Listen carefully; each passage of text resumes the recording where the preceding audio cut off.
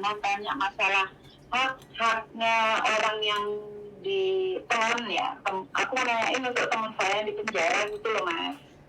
Sik Mbak, sampean suarane kok jumbret, sampean pakai headset ah? Mas berat nggak? Suara tuh agak agur Mas, ngerti agur nggak? Suaranya agak ini agak serak suaraku. Agak sedikit sakit. Agak jauh dikit biar gak jumbret ya soalnya. Oh gitu ya. Coba ini soalnya coba kak Osahan kan kok semuanya hilang malah. Gimana?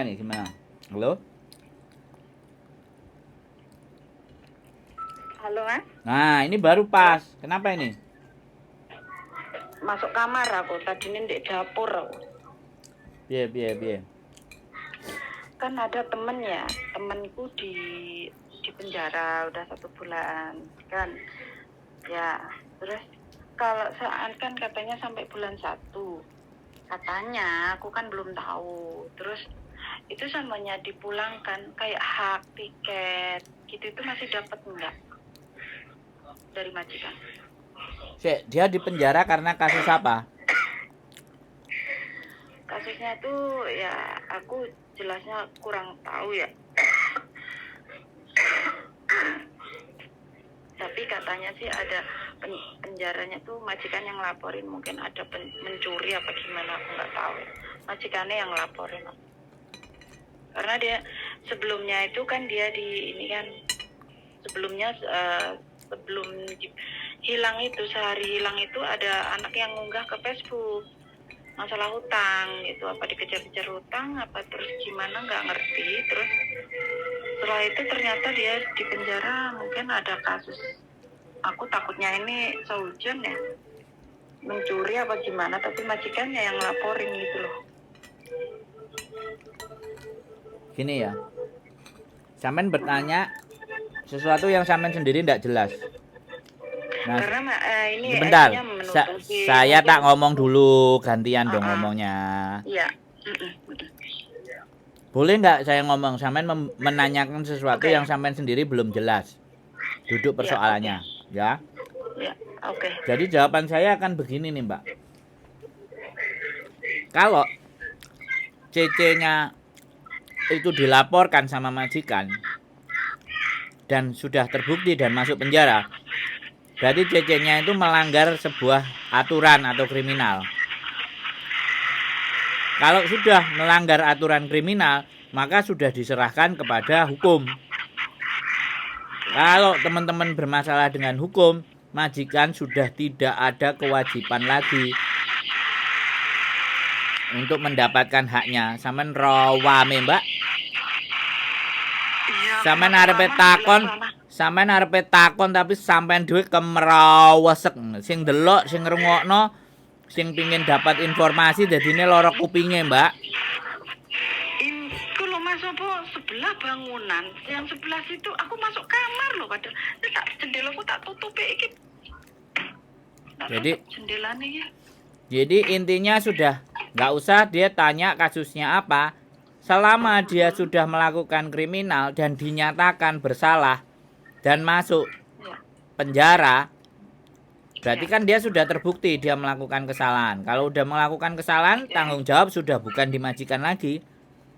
Oh gitu ya. Nah kalau dia nanti sebentar, saya tak ngomong dulu Mbak. Aku jangan dipotong kalau ngomong.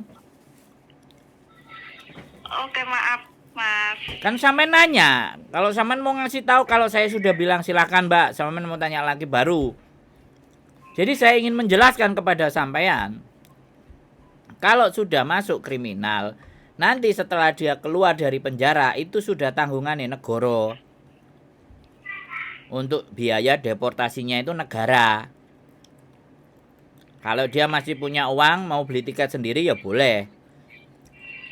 Tapi intinya pasti akan ditanya, kamu punya duit nggak untuk dideportasi? Kalau nggak punya duit, ya dikembalikan ke Republik Indonesia, di KJRI. Begitu ceritanya. Nah wes, sampean mau nanya apa? Ini kan enak. Oh gitu, iya mas, maaf mas. Lah kan gini, kan kemarin tuh teman-teman kan gini, soalnya pulangnya gimana? Mungkin dia nggak punya uang untuk tiket. Kita akan patungan, terus ada ini apa? Pemikiran yang lain kan dia masih ada hak dari majikan, mungkin ada tiket. Terus ada yang bilang nggak dapet lah, terus ada salah satunya bilang ada gitu kan, masih ragu ya. Coba aku tanya Mas Sandro, aku gitu bisa apa masih punya hak apa enggak aku gitu. Kalau nggak ada hak kan kita bisa patungan untuk belikan tiket, tapi entah kapan itu mereka dia itu keluar. Kalau keluar dari penjara kan kemungkinan nggak langsung pulang kan ya mas ya. Ya tergantung dari kesepakatan penjaranya sama KJRI. KJRI yang nge-range. Ya Oh pastinya gitu. kalau dia sudah bebas ya segera dipulangkan. Oh gitu. Segera Berarti nggak. deportasi dan blacklist.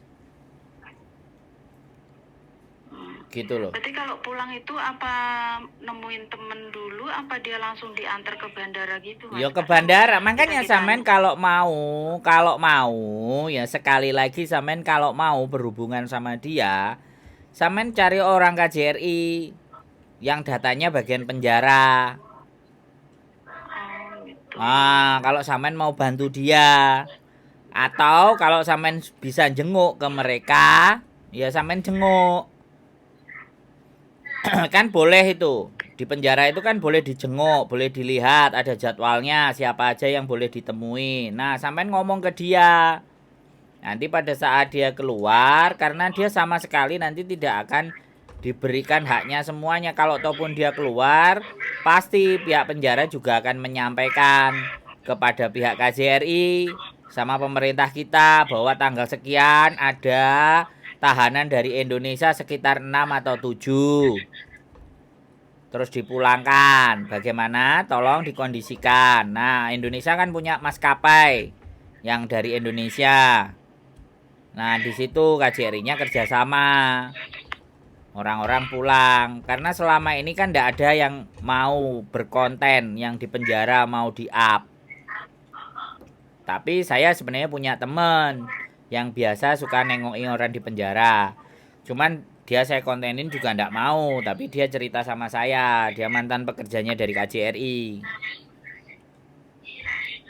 Karena kalau menjelaskan tentang proses itu kan nanti anak-anak alah gampang wis engko diurusi, wis ngelanggar ae. Pikirannya kayak gitu edukasinya. Aku nggak ngerti KJRI nggak mengedukasi tentang hal ini, ya aku kan ndak punya hak.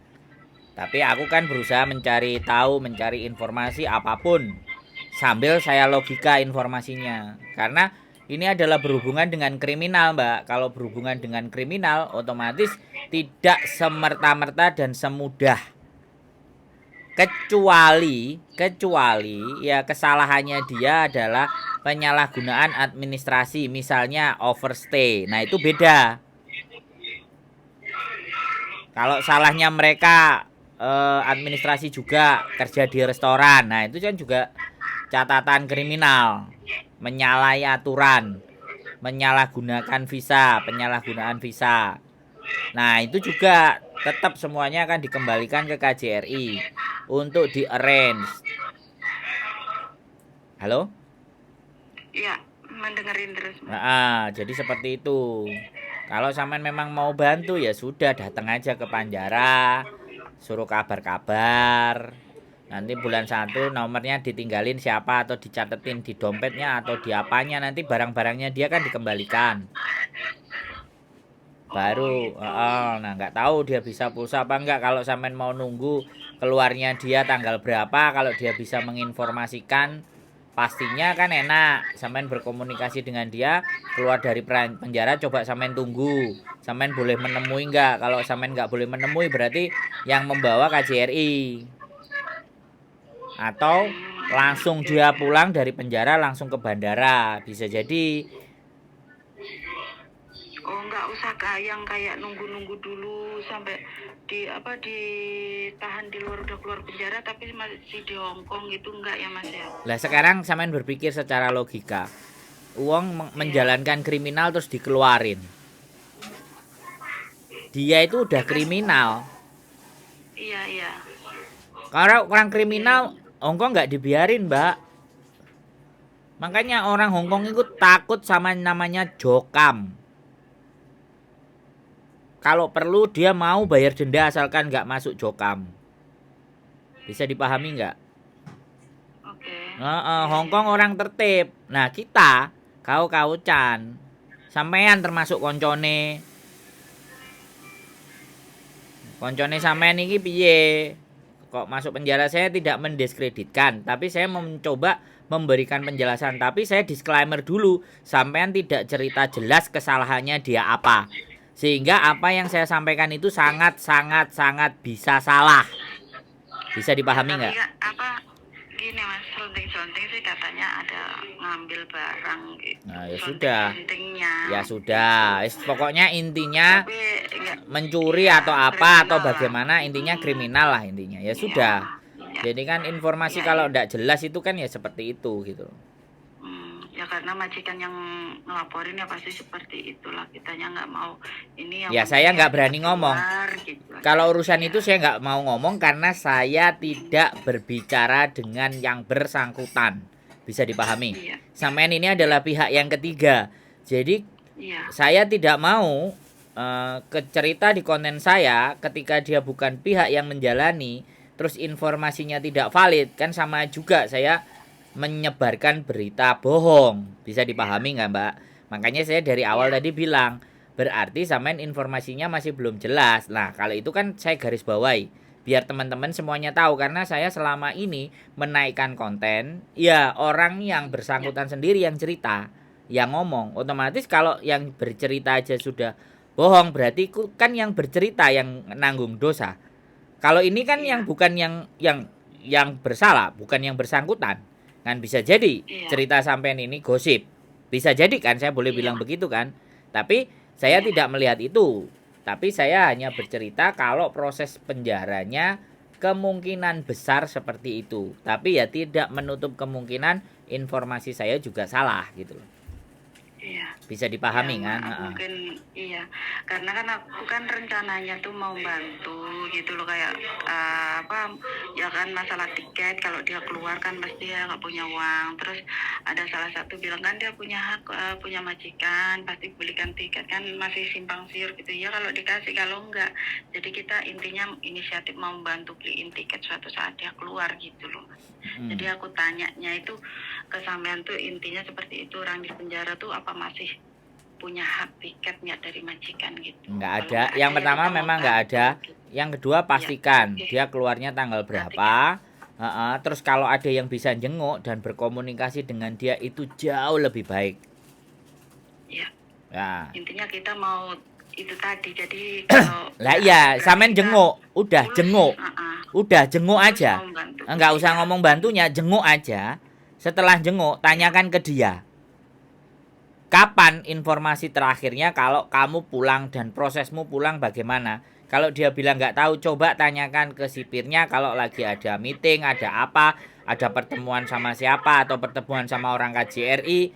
Orang KJRI itu punya jadwal rutin untuk mengunjungi teman-teman kita yang kena penjara. Itu ada jadwalnya rutin. Dan kadang-kadang ada juga teman-teman yang dari pengajian yang ikut berangkat menjenguk juga. Tapi kan sebelum menjenguk kan harus didaftarkan namanya. Yang dijenguk mau nggak berbicara dengan yang menjenguk. Jadi di penjara itu kadang-kadang anak-anak ada juga yang nggak mau ditemuin. Nggak mau kasusnya rame-rame. Apalagi kayak saya, YouTuber. Malah tambah dihindari. Jadinya akhirnya informasi kayak sampean tadi bingung. Simpang dan siur dan simpang. Karena tidak ada yang mau bercerita. Mantan-mantan tahanan itu.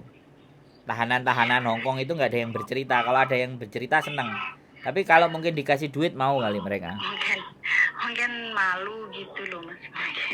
Loh, iya nggak apa-apa.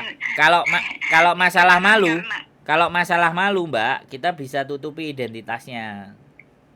Iya, ya kayak saya makanya telepon tuh kan, saya kasihan gitu kan, kita teman gitu, kok tahu-tahu kaget telah dengar gitu. Ya udah kita inisiatif mau ngumpulin ya nanti kalau pulang lah tiket gitu. kan walaupun 100 satu orang kan untuk anggota kita pasti cukup lah beliin tiket gitu. Ya, yang lebih penting bukan itunya dulu kalau saya. Yang lebih penting bisalah kalian berkomunikasi dan datang ke penjara.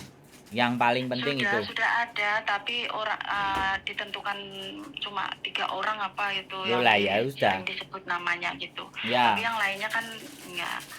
Bicaranya Nah, silahkan ini sama gitu. yang 3 itu supaya lebih valid. Iya. Sama yang 3 orang itu lebih valid. Jadi kalau masalah penyerahan dana dan bantuan sama 3 orang itu yang sudah menemuin dia di penjara. Bagaimana informasi terakhirnya tentang dia seperti apa. Nah, dari mereka bertiga itu bisa dikorek infonya. Bisa nanti komunikasinya. Niat baik itu boleh, ya. Niat baik itu boleh, tapi harus tepat. Ya kan? Niat baik kalau tidak tepat ya nggak nyampe. Kalau nggak nyampe kan menjadi salah guna. Kalau menjadi salah guna nanti menimbulkan fitnah. Nah, itu yang jadi repot. Makanya saya nggak pernah bahas sumbangan di dalam konten saya. Iya. Cuma Saya ya, menghindari. kan kita inisiatif sendiri lah. Iya, saya nggak akan bahas tentang sumbangan atau saya tidak membahas tentang uang, tentang bagaimana mengakomodasi teman kita yang kesusahan. Masih banyak di luar sana yang lembaga-lembaga resmi yang memang ngurusin bantuan dana. Karena sekali lagi kepercayaan mau telepon aja itu saya sudah mengucapkan terima kasih. Tapi kalau bantuan dana ya kemarin ada 1 orang aja yang maksa nitip uang ke saya sudah nolak, dia masih mau aja nitip, ya sudah kemauannya dia percaya ya wis. Padahal sebenarnya saya tidak berharap seperti itu. Saya itu cukup bantuan doa, komen di konten saya dan tonton di konten saya itu sudah sangat membantu saya. Ya oke Mas, makasih. Oke, siap. Ya. Sehat selalu Mbak. Lanjut terus. Semangat, nggih. Matur sembah nuwun. Oke. Bye. Assalamualaikum. Waalaikumsalam warahmatullahi wabarakatuh.